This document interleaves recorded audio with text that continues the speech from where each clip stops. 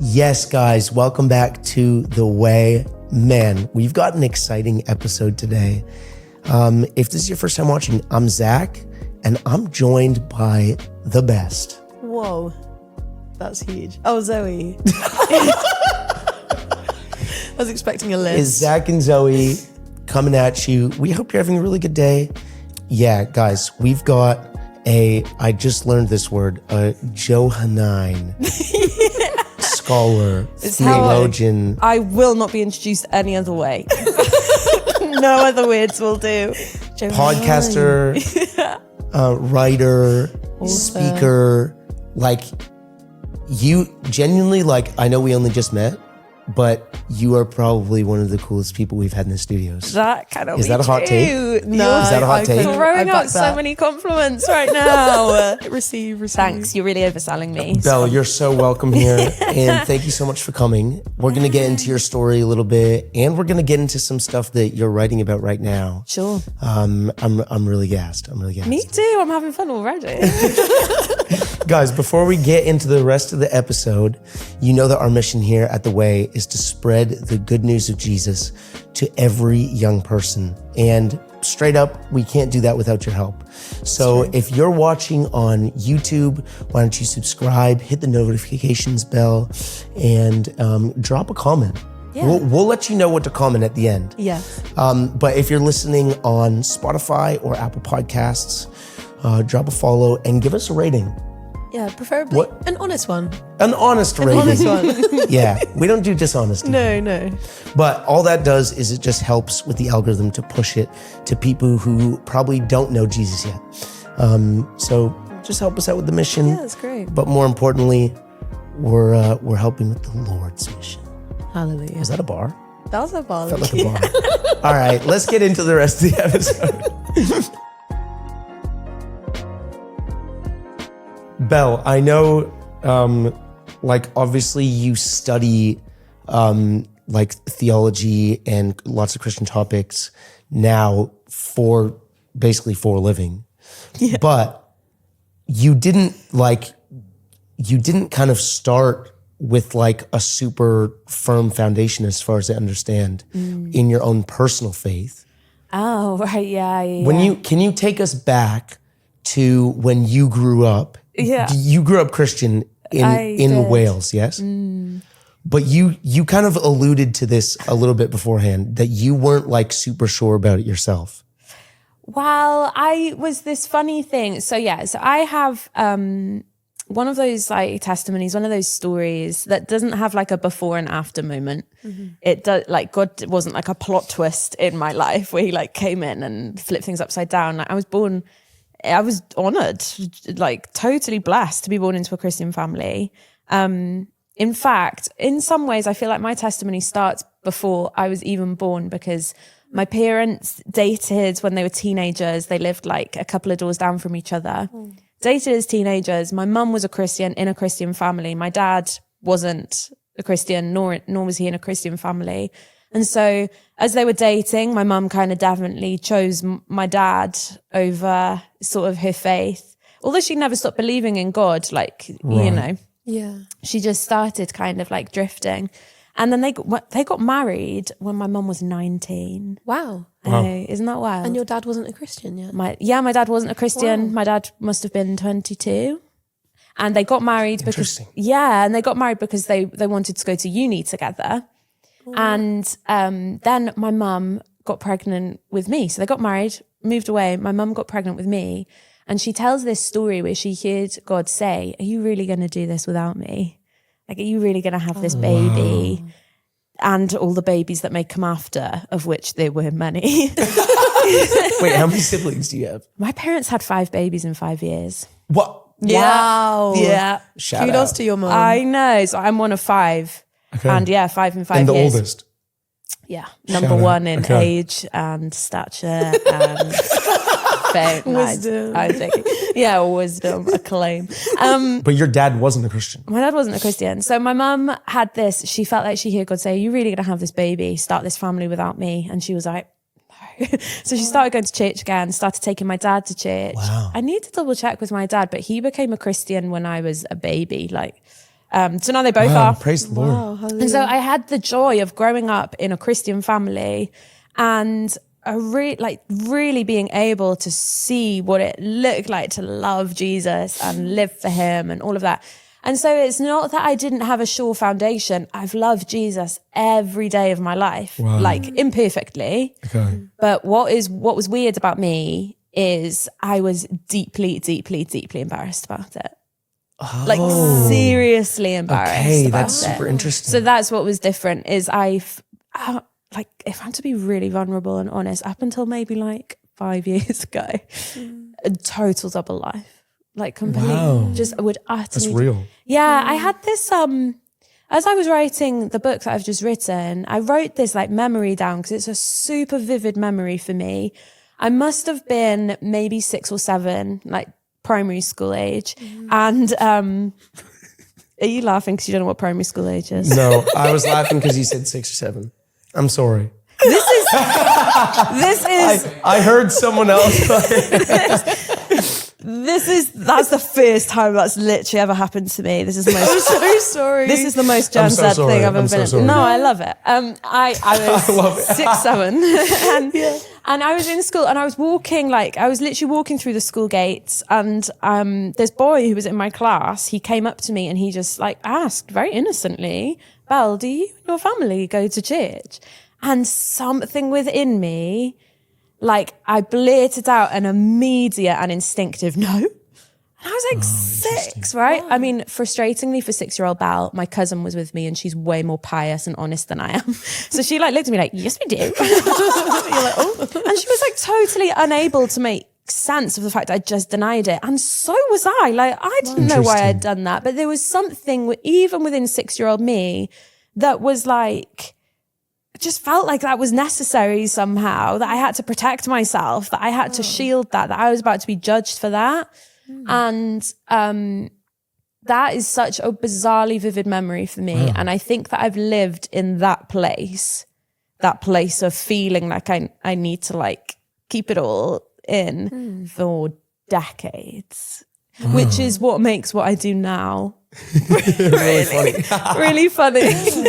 Wow. Die to myself. Wow.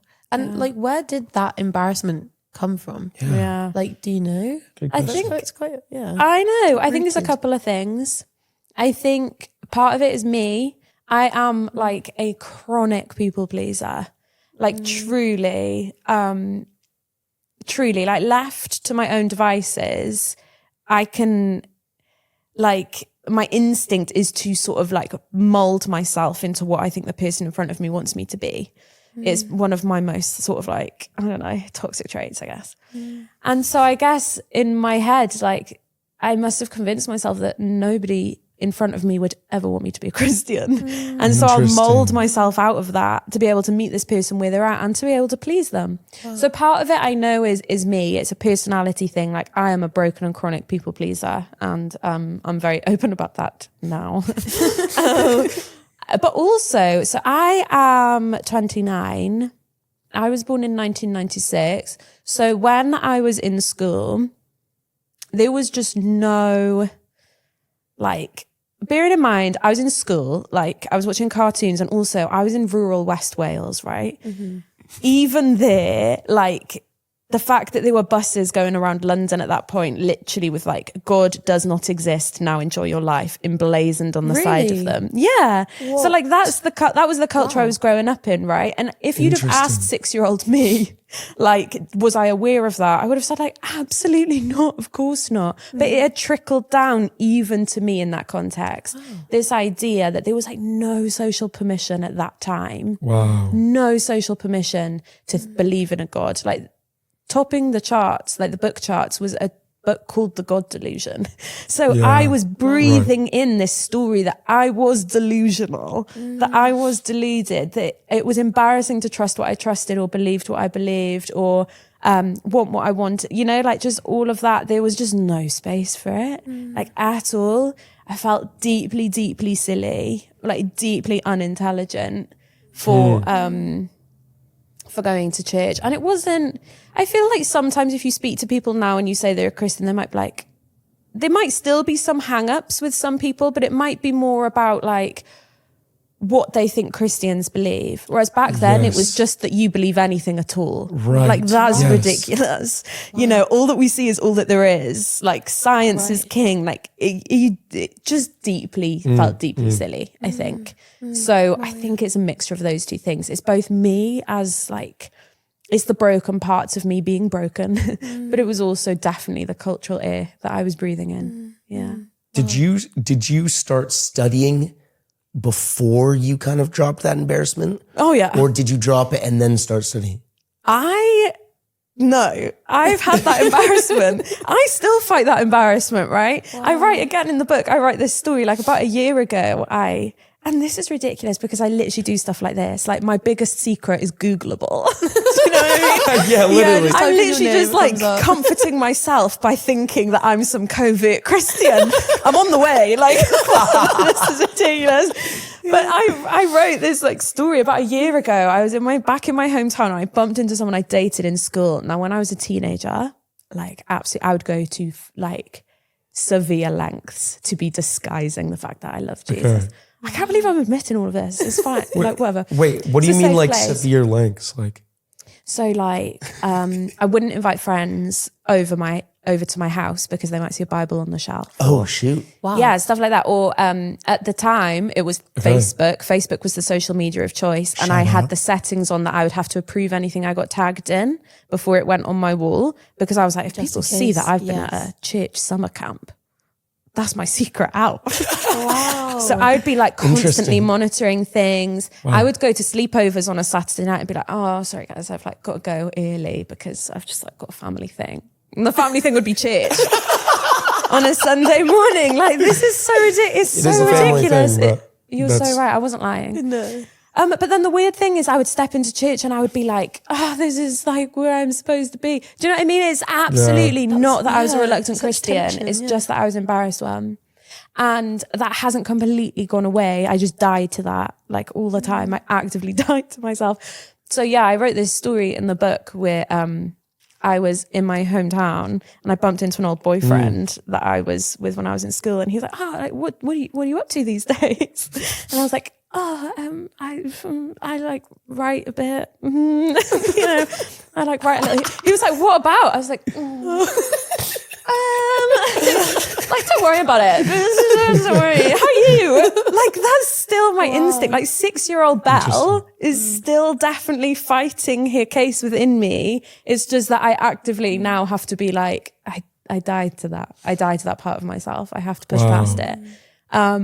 So a lot of what I do in my job is like rejection therapy, but it's fine. It's healthy. It's good. And it's right. I mean, it's right. Yeah. Wow. That's so growing. What? Why, thank you. You're welcome. Sorry. What made you actually start studying theology? Like, what made you decide that? Because so even just like, I feel like things have changed, things have shifted now, as you've been saying, in terms of kind of more of an openness to spirituality. But surely that would have been a pretty big move, even just when you started studying. How long ago did you start studying theology? That's a really good question. I must have been 18 and now I'm 29. So yeah, like 11-ish years ago. So 11 years ago. Yeah. Like that must have been a pretty big move 11 years ago to start studying theology. Yeah, you're right. Well, I think, so again, like growing up in Pembrokeshire, which is the small sort of rural Welsh town I was in, it was like the type of place where there were like 5 job options. Like you could be a nurse, you could be a teacher, you could work in the local oil refinery. Like, you know what I mean? It was that kind of vibe. And so I guess I thought, okay, well, I want to stay in Pembrokeshire my whole life because I don't know why I thought that, but I did. And so I was like, okay, so what of these 5 am I going to pick? And I was like, well, if I decide to be an RE teacher, I could go and do theology. And like no one would bat an eyelid and it would be chill and it would make total sense. So I'm going to go and do that. Okay. So that's actually how it started. Is I assumed I'd be an RE teacher. Wow. Religious education teacher for anyone who's just not in the UK. Yeah, so that's how it started. And I mean, honestly, my love of the Bible has always been so central to my faith. And really? Yeah, and that sounds silly to say because like, as it should, but I just think because I'm quite a bookish person, because I'm quite like a geeky person, because like we were talking earlier, like literature in general is just my thing. But the fact that my faith has always come with this like gorgeous library of literature has just always hit me on multiple levels. Yes, on a faith level, but also like on an intellectual, like this is fascinating. I want to like fancy I could go and study this for 3 years level. So it started that way. It also started because when I was very young, my mum was our youth worker, our youth pastor. And I remember she must have been ill once. Or she, for some reason, couldn't make it to like our Wednesday night youth thing. And she was like, Belle, you're going to have to preach. No way. Yeah, because I'm not around. Yeah, deep end. And I was like, okay, so I must have been maybe 15, 16. And I just loved it. I mean, don't get me wrong. Really? This was the worst sermon in the history of sermons. Like must have been. It must have been about 3 minutes long when it was supposed to be 20. Probably like erring on heretical. That's awesome. But I was just like, man, this idea that I could go to the Bible, kind of like pull stuff out of it, pray that through, deliver it to a room, like all of that just got me, immediately captured me as something that I could do, as something that I wasn't good at but did enjoy, so maybe I could get good at it. And then again, I was like, well, if I want to do that, I've got to really get to know this Bible inside out. So it started, in that kind of place and it's just snowballed. Wow. Yeah. Wow, that's super interesting. I love the concept of like loving the Lord with your mind. I don't know. I think an element of my story is like growing up in small town Canada. I didn't see a lot of people that were kind of I would say, for lack of a better word, like charismatic in their faith as well as intellectual in their faith. Yeah, nor did I. Yeah. But I think it's such a cool kind of both and. To love the Lord with your mind and also with everything else, like with your emotional life, with your mental life, with your spiritual life, like all of that being encompassed. I love that. Yeah. Yeah. Well, if I'm like honest, I think I find it easier to love God with my mind than with it's like kind of a false binary, isn't it? But then with my heart, let's say. It's just where I naturally find him. So I'll quite frequently find myself getting like weirdly weepy when I read a piece of the Bible and I'm kind of doing this puzzle with him. Wow. Do you know what I mean? Like getting all the translations out and doing this stuff when I'm really in the thick of it, or something from like and the puzzle feels like it's being pieced together. That is like the most emotionally charged spiritual experience for me. And you're right, I didn't massively have a framework for it. Sometimes I still don't. Like, I think I'm still a rarity, or at least I am in my circles, but I don't know. Yeah, it's just always been the way my brain has worked, really. Yeah. Wow. Should we touch on, I feel like we should touch on this like wilderness theme. We haven't really mentioned it. Sure. But we were talking before about like, I guess it's sort of connected to the like emotionalism that we kind of see. I think it's fair to say we see a little bit in our generation who are in the church right now. Okay. And I've had some recent conversations with people around like, why am I not experiencing the Lord in my emotions? Is it just that they haven't kind of found their lane of faith? Like which for you might be like studying? Like, is it that they haven't gotten into studying, or is it that they haven't found the right style of worship? Or what would you kind of say to that? Because I think we're noticing that a lot. That's really interesting. I would say a few things. I would say that there is a slight tendency for us to think that God meets us all one way and it looks the same way for all of us. And we can kind of get into this thinking where we kind of have to park our personality when we enter into God's company, like park what comes natural to us and try and find him in ways that we're seeing modeled around us. And I suppose I'd want to be like, God made your personality so that he could meet you in it. Like, you don't need to park what you find interesting, what you find easy. Like, he made you, like he knit you together. You're fearfully and wonderfully made. to meet him there. So yeah, there is this idea. I think that's part of it. There's this idea of like, oh, well, I tend to be like more like head driven and quite type A. I think that's okay. I think that's really okay. But then on the flip side, I try to challenge myself to do something that will keep my mind ticking over so that I can meet God in ways that aren't as natural to me. And I think that's also okay. So for example, right, this is so random, but the times where I find God speaks to me the loudest, personally for me, are either when I'm in the shower or when I'm driving. And I've realized it's because my brain has like this level of like distraction to it that actually my brain stops getting in the way. And I kind of have like this freedom of like, I'm doing something, but I'm doing something that I know how to do really well. So it's kind of this subconscious distraction. Right. So there is also that. There is pushing ourselves as well to sort of meet God in ways that doesn't feel quite as natural. And if you are someone who just has a very loud brain, it's noticing the places in your life where your brain is the most quiet and then inviting God into those places. Even if they're as mundane as, I'm about to drive to the supermarket, I may as well use this time to talk to God, because I know that my brain will kind of be like placated by the drive. So I think super interesting. Yeah, it's kind of both and. It's a bit of a tension. It's a bit of a tension, isn't it? What would you say if someone just feels like they're not hearing from God at all? Yeah. Because we were even saying like sometimes some people are saying like, oh, I'm in a wilderness season. Yeah. Like I'm not hearing from God at all. And some people really struggle with that. I think others almost like kind of boast in it.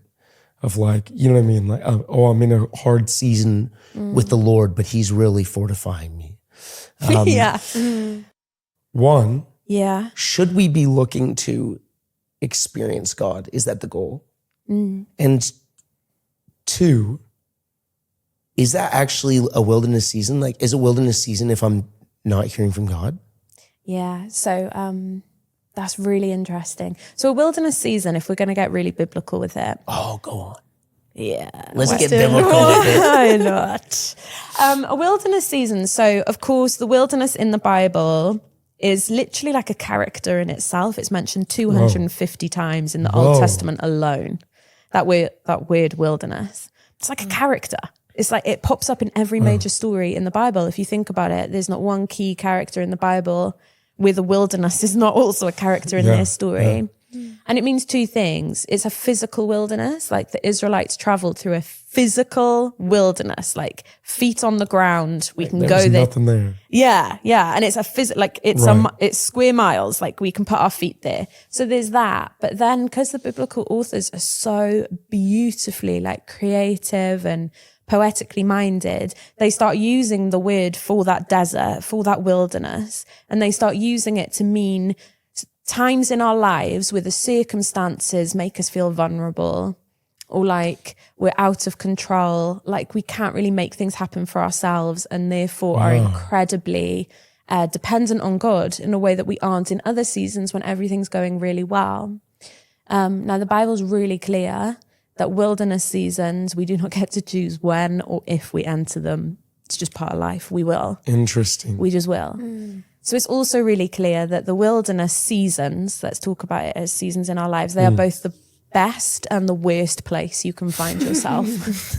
Literally and the worst place, because like they're uncomfortable at best and like dangerous at worst, right? They're hard. They are circumstances that we would not choose if we had the choice. They're times in our lives that we would edit out if we could. We don't want them. So the Bible's really honest about that, often more honest than we are, of like there are times in our lives that just feel really hard. So in one hand, the worst place you can find yourself. On the other hand, God is always, always, always using the wilderness in the Bible, and I think just off the pages of the Bible as well, as his classroom, as a place of discipleship. As his classroom. Yeah, as a place of like, if in the wilderness seasons, we go to God again and again and again, he's teaching us how to trust him, and reliance on him is a place of discipleship. And so that's how the Bible describes it anyway. So for example, when we meet David, you know, the shepherd, songwriter turned warrior turned king, and then kind of all of those things like mashed in together. When we meet him, before he ever steps foot on center stage of the Bible, we're told that he's out in the wilderness. And so what the author of 1 Samuel is telling us is David is out there in both the worst and the best place he can be. So when he steps into the pages of the Bible, we're about to meet someone who has been like fortified in the classroom of God before he's even entered the scene. There's no way we both just did that. Clock that. Wait, that's crazy. Like a little... Yeah, and So- that's what the wilderness is. So you're right. It's like there's no point being like, oh, I'm in the wilderness and I love it. Like, God, test me and test me again and test me again. Like, that's not a biblical response to the wilderness. The Bible's really honest. Like, it is tough out there. But it's also not a place of like utter surrender where you're like, do you know what? Forget it. Like, God's obviously gone. He's obviously not interested. I obviously don't have his attention. It's this place of tension where we're like, I am in the thick of it and God is present in the thick of it too. Because the same wilderness that drove, say, King Saul utterly mad, made him unravel, is the exact same wilderness that made David the king he went on to be. Like, we get to choose in the wilderness how we're going to be within it. And so that's what I would say about that. But the wilderness absolutely is not a place where God is not. Right. I think to circle back to your initial question, God is everywhere, God is everyone. Like, there's that Psalm 139, which David wrote, right? Psalm 139. Like, if I go down to if I make my bed in the depths, like, you're there. Yeah. He knew that full well. Like, he knew that full well because he had done that. He'd gone and made his bed in the depths. He'd hidden out in caves. He'd fought bears and lions in the wilderness. He'd been in the classroom of God, and again and again and again, just like cried out to him. To the point where he can say something like, where can I go from your presence? Like, there's literally nowhere I can go where you're not already there waiting for me. Wow. So there is no place where God is not. So that is not what a wilderness season is.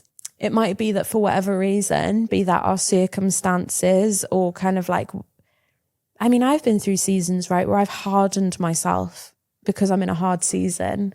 And I've hardened myself so much to try and shield myself from the circumstances around me that I've also hardened myself to the voice of God. Whoa. So I have to actively be like, this is going to be painful, but Lord, like, soften me again because you can't get to me. I feel like you can't get to me. And I need you. Yeah. So it's like you might be in a season where you've put up like barrier, like you've put guardrails around yourself, and with good reason. Like, let's be gentle with ourselves. But like, we're hunkering down, and there's no way for God to get to us in that posture. Wow. And how would you say is, like, say somebody that's listening is in a wilderness season right now and does have these like guardrails up? Yeah. How do they get them down? Like, what should their response be? How can they grow in the wilderness season instead of being, turning out like King Saul and like unraveling? Yeah, I think the key, like, there are a few things I could say, but I think the number one thing would be honesty. Honesty with God. He can't help you through a season you're pretending you're not in. He can't heal something. He can't heal a wound that you're pretending isn't there. So I just think it has to start with like, interesting. Yeah, like Jesus didn't die for like the fake version of us. Do you know what I mean? Like the polished up, squeaky clean version of us. And so I think that has to be step one, is even to say like, God, I need you here and I'm not feeling you. Or like, I need to hear your voice and I can't hear you. I need your guidance and I can't seem to find it. I think, like, again, David in the Psalms, that's what he teaches us. Like, be honest. Even in that Psalm I just quoted, Psalm 139, there's like this little chunk that we actually don't know what to do with, where David gets like quite angry. So even in all of that, he's like quite angry with God because he's like, I don't understand why the wicked are getting away with what they're getting away with. Right. I don't understand why, and the book of Job is all about that. Like, God can handle every emotion you throw at him. It's wild grace to me that he would prefer me to sit there and scream at him than to sit there and ignore him. Wow. Like, that's just nuts to me, but that's the way he is. And so I think there's two things. So like, be honest, just say, God, I'm hurting. Like the amount of times my only prayer to God has been like, God, I hurt. I'm in pain, you know? And then there's that other thing. And this is like a brave thing to pray. It's actually something I'm trying to pray at the moment where I'm like, God, I think I need you to soften me. And like, my gosh, I'm scared because if you soften me, like all of this other stuff can come to me. But God, I'm keeping you at arm's length and I can't do that anymore. So maybe that's a prayer for someone listening. That's amazing. It's a really vulnerable prayer. Like maybe do it in community because you want people covering you when you're being that vulnerable. Yeah. But praying for like God to like soften the soil of your heart again, you know? Those would be my two main things. Those are great. I mean, that reminds me even of like placing God in his right place. Of like God is our protector and God is our defender. Yeah. And like realizing that we actually can't walk through the wilderness on our own. No, literally can't. Yeah. So that's so beautiful. Yeah. I kind of want to, You want to, Yeah. do it. You want to pivot? I want to pivot. Yeah, you pivot away. I really want to talk about you've got a new book coming out. Is it in the summer that's going to come out? June 4th. So June that's 4th. It's so soon. That may have even come and gone by the time this is in people's ears. Yeah. Yes. Yeah. So June 4th, you've got a new book coming out. Yeah. And as far as I understand, it's about kind of what we had mentioned before about this new openness and like longing for a connection to a spiritual reality. Is that right? Yeah, that's exactly right. Yeah. So everything that I mentioned about kind of the context I was growing up in 20-ish years ago, I just think like the tectonic plates, have shifted. I just think things have been flipped upside down. There isn't that like, there isn't that hardness now to a spiritual reality. People are actively wanting it and seeking it. So we're in a very different like cultural landscape now to the one that we were in. So that's, the book is called The Sacred Ache, and it basically is both to and about people who would call themselves spiritual but not religious. So people who are doing spiritual practices as a form of kind of self-help because they're craving something beyond themselves, something bigger than themselves. Like you said, like a spiritual realm, a spiritual reality. They're kind of done with this idea that all that we see is all that there is. Like humans are at the top of the pyramid. We don't seem to want that anymore as a society. So they're doing like spiritual forms of self-help, but definitely are still a little reluctant to sign up to like a quote unquote institutionalized religion. Yes. Yeah. Or particular religious story or whatever. So I wrote this book for them and I wrote it about them as well. Yeah. Wow. How should we as Christians, do you think, be approaching having conversations about faith with people who would fit into this category? I have my theory. I have the way I've been doing it and am trying to do it. People don't need to agree with it though. It's my caveat. Because I get that it won't be for everyone. Sure. Yeah. These people who are doing, and for example, like one of the chapters of my book is about manifesting, like people manifesting their dreams, right? Or tarot cards, or astrology. Wait, so are those literally like the chapter titles? Yeah. No way.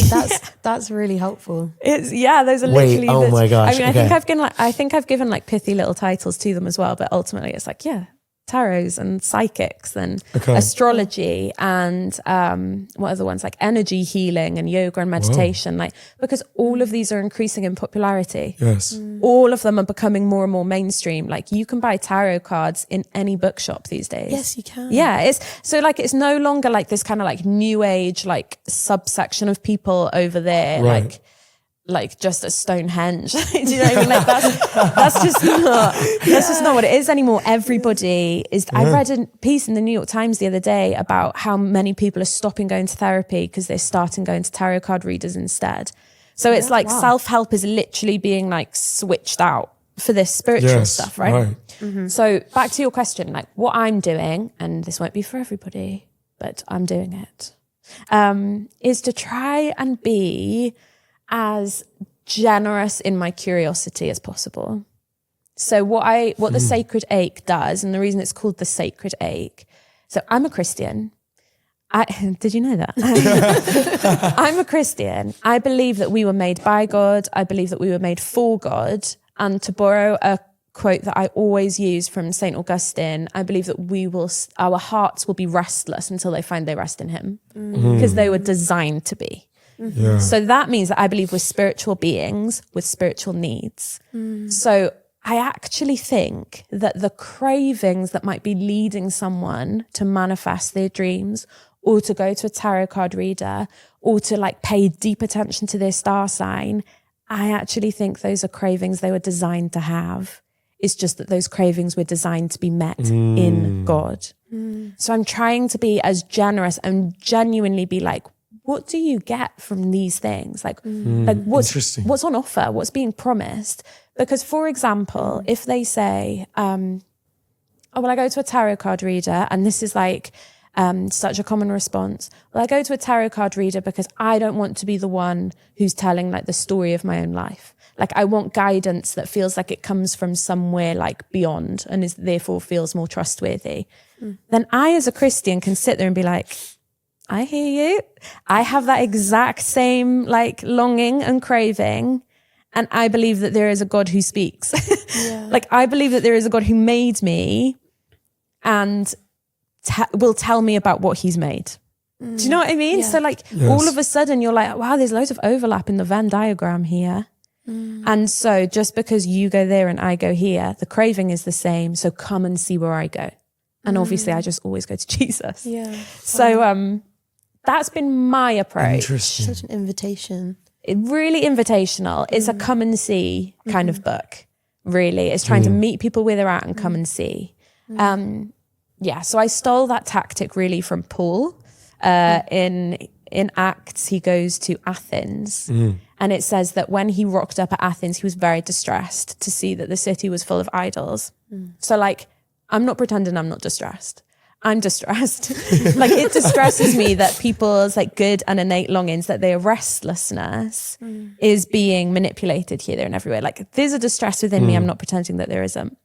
But then Paul gets dragged in front of what's called the Areopagus. So this is like a meaning-making council, like a cultural council, right? Wow. Okay. Full of philosophers and thinkers. And it actually says the people there did nothing but spent every day listening to the latest ideas. So they chuck Paul up there and they're like, give us your latest idea. And he gets up there, and what I notice he doesn't do in this magnificent speech, and you can find it in Acts 17 if you're intrigued, is he doesn't demonize them and he doesn't dismiss them. He gets up and he says, people of Athens, I can see that in every way you're very religious. As in, I see the cravings within you. I see that in every way you are searching for God. And then he says, for I even saw an altar with this inscription, to an unknown God, which is very Paul for like, but you still haven't found what you're looking for, have you? Like, you're still restless. Interesting. You're still, you're still searching. Like, it's not quite been satisfied, has it? So I've totally ripped off his method, basically. Thanks, Paul. Awesome. Yeah, I mean, he's a good guy to emulate. Yeah, but that's what I try to do. I try to go to these people and say, like, I see that in every way. You're looking for what I'm always looking. Like, it's the same stuff. You're restless. I'm restless. Like, you're like a cosmically needy human. I'm a cosmically needy human. But I still don't think you found what you're looking for, have you? And then from that place of genuine and generous curiosity, like paying deep attention and refusing to demonize or dismiss, then you have this like come and see invitation. Like, let me tell you about prayer instead of manifesting. Let me tell you about like the spiritual gift of prophecy instead of tarot card readers. Let me tell you about the Holy Spirit instead of the universe. Let me tell, because you realize that actually, man, we were designed to have every need fulfilled in Jesus. Yeah, real. So it becomes quite an easy invite after that. I'm curious, what would you say to someone who is, I would say, like, pursuing Jesus, but also open to other avenues? How would you kind of communicate, like, because I assume you would want them to like hone in on just Jesus. Ideally, How would you like say, like, this is why it's important to put these other things away? Yeah. How would you communicate that? Yeah. So this is really interesting because the book doesn't go there, because the book is for people to be like, try Jesus. So this whole step of like, now try only Jesus is is almost like a sequel that hasn't yet been written, right? But I would just be like, I mean, I end the book because I spend the book being just super curious, super generous, really gentle, to be honest. Maybe too gentle for some Christians. I'm expecting that to be like a little bit of pushback I get. But then right at the end, I say, as long as your search for spiritual things, for things that are bigger than you, gets shrunk down to being the size of you, like to being all about you, you'll remain dissatisfied. So I think that's kind of like... Whoa, wait. That's, wow. Can you dumb that down for me? Sure. So, and this is, I'm really sympathetic towards this, but like all of these other spiritual practices, they're very much about changing your circumstances. They're very much, I guess, what you could call consumeristic, even though I'm not like, that's a little bit judgy for me, but it is. It's there's like a gimme-ness about them, right? So like what we're doing is we're desperate for something that's bigger than us, but what we're really desperate for is for that to help us. Yeah. To like come down and then make it about us. Yeah. So like we'll look at the stars, but then actually tell me what the stars mean about me. Yeah. Do you know what I mean? Yeah. And I'm sympathetic to that because I get it, because again, like that's the beauty of being a Christian, that David, again, keep banging on about David, but he writes a psalm where he's like, when I look at the work of your hands, when I look at the heavens, who am I that you're mindful of me? There is something within us that looks at the vastness of things, the bigness of things, the oldness of things, and then thinks like, fancy God cares about me. So even that is a good desire in them, right? But what I'm saying then is, as long as everything bigger than you're somehow making to be about you, like you're kind of, you've lost the game already. Yeah. Because actually like true freedom and grace and love is like found in God, who's so much bigger. Does that make sense? Yeah. So I guess that's what I would say, is I'd be like, Jesus is worthy of your trust. Try putting down all the other stuff and be vulnerable enough to just gaze at Jesus for a while and see what happens. Like just try, because maybe spirituality isn't about us in that way. So, okay, maybe we've started going to church, but our circumstances haven't changed yet. So we're still going to keep our crystals on hand. And it's like, maybe just try gazing at Jesus. Maybe it's not about the circumstances changing immediately. Maybe it's about learning that there is a God who sits with you in the circumstances, who refuses to flinch, who refuses to leave you. Maybe just try giving him your whole attention. And I'm really honest about how that's vulnerable. Like in the book, I'm really honest about how it's vulnerable to have a faith, but just try giving him your whole attention and see what he does with it. Because it is so much bigger and better than anything else, is what I would say. That was a mic drop moment. Shoot. Wow. Should we? Wow. Sorry, yeah.